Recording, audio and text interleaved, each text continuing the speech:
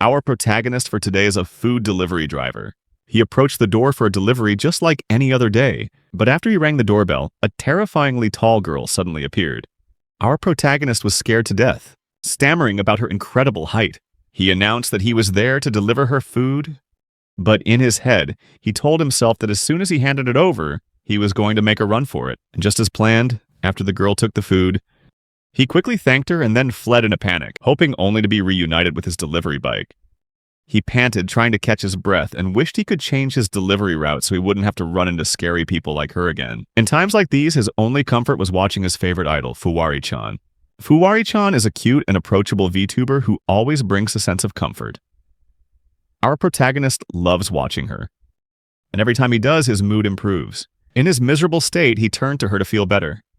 Suddenly, Fuwari asked her viewers if there was anything in their lives they wanted to overcome. She shared that she herself is extremely shy in real life and wishes she could overcome her social anxiety. Another viewer commented that she communicates just fine with everyone during her live streams. Fuwari explained that she only feels comfortable talking in the online world. Then she said that with so many fans supporting her, she can't keep running away forever. And with a warm smile, she expressed her desire to be able to communicate in the real world. Her heartfelt words made our protagonist blush. Just then, a notification from the delivery app chimed, announcing that the scary girl from before had just placed another order. He couldn't help but wonder if she was calling to complain, but despite his fear, he reluctantly returned to her apartment. This time, he resolved to make the delivery with a smile and not run away. However, when he arrived, he was surprised to see the girl already standing right outside her door, waiting for him. Clenching his fists for courage, he bowed his head and thanked her for using the delivery app. But when the girl spoke, he was absolutely stunned. She thanked him for taking the time to deliver the food. In that moment, our protagonist put the pieces together and realized her voice was identical to his favorite idols, Fuwari-chan. After the delivery is complete, we see the scary girl. She explains that she was so nervous, wondering how long it had been since she last spoke to someone. Still, she was happy she could talk to the delivery guy because he always does such a good job. Even so, she admitted she wishes she could talk to him more. After opening her food, she happily enjoys her meal, revealing that she eats at least 5 meals a day. Man, I wish I had enough money to eat like that. The next day, our protagonist is making another delivery to the scary girl's apartment. She suddenly appeared, making him once again exclaim how tall and scary she is. He nervously wondered why she was staring at him like that. He guessed it was probably because he'd been trying to avoid her recently, after realizing she looked exactly like his favorite idol, from her appearance down to her voice. In his mind, he even thought to himself, could she really be Fuwari-chan? Suddenly, she moved in close, bringing her face right up to his. His soul immediately left his body in fear. After that incident, he convinced himself that he was mistaken. He concluded that his brain had probably made the girl look like Fuwari-chan as a defense mechanism to soothe his anxiety. Quickly, he put the food down and prepared to run away. But the girl suddenly grabbed his hand, nearly breaking it. He screamed in fear, certain that he was about to be killed. However, in a trembling voice, she began to speak. She explained that she was terrible at communicating with others. It was so bad that she hadn't had any direct contact with anyone for months. But she went on to say that she was truly happy to see his smile. She even added that he always placed a paper liner under the food container so it wouldn't get dirty. Not only that, her food was always delivered intact, and extremely quickly. After hearing this, the main character realized that the girl hadn't been angry or hated him at all. In fact, she was just looking for a chance to talk. In his mind, this girl was trying her best, just like his favorite idol, Fuwari-chan. The girl continued, saying she wanted to try her best to step out of her comfort zone, and she hoped to get his help. The main character blushed at her determination and said that even if she wasn't Fuwari-chan, it didn't matter.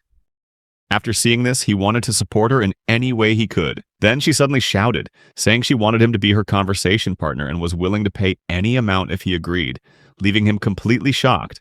He didn't understand how things had escalated to this point, but feeling pressured at that moment, he agreed to do it.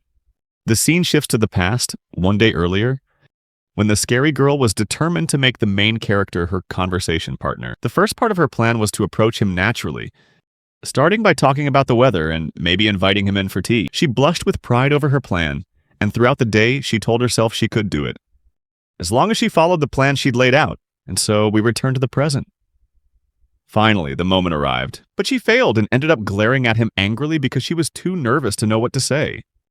On another day, we see the main character back again, delivering food to the scary girl.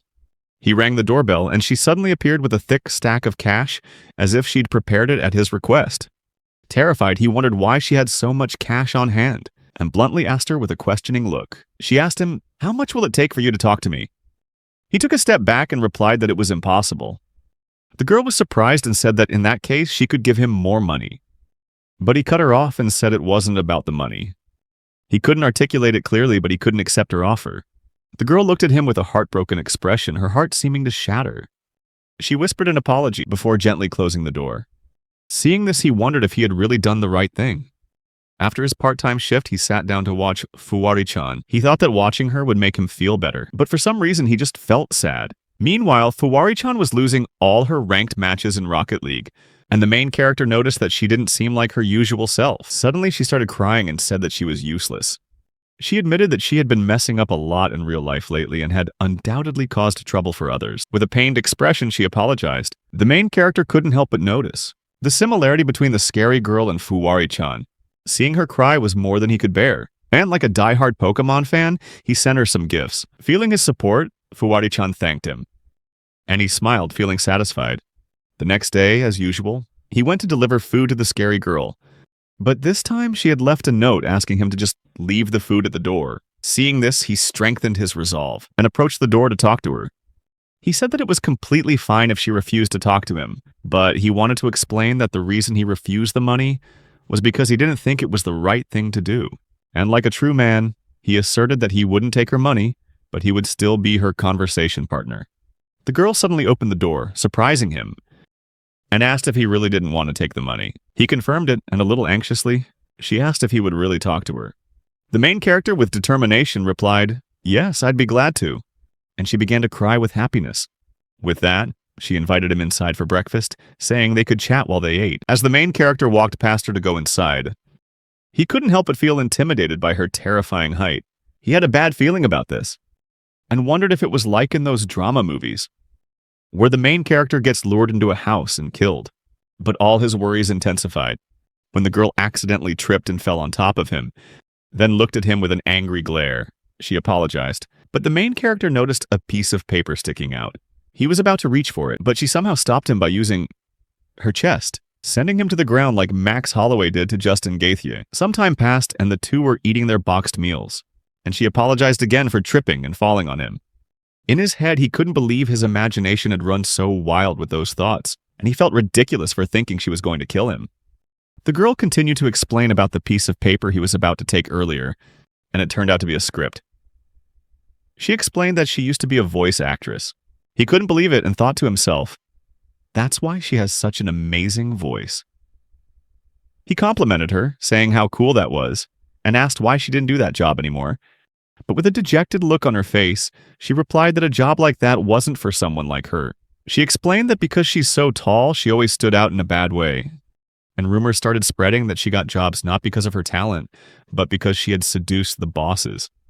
Because of that, she became afraid of people looking at her, and became even more self-conscious, thinking that a monster like her didn't deserve that kind of job.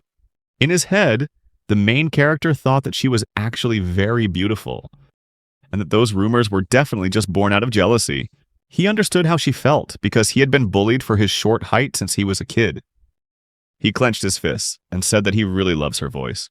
Thinking about Fuwari-chan, he realized that whenever he felt down, her streams always helped him get through it, and when he heard the scary girl's voice, he found it just as cute as Fuwari-chan's. Her voice was clear yet powerful, a little high-pitched. It was the kind of voice that cheered him up whenever he felt down. He yelled, saying that her voice was something he could truly embrace. He looked at her and wondered if he'd gone too far. But she just blushed and smiled strangely. He wondered why she was making a face like that. Just then, he got a notification on his phone that he had received a tip from the scary girl.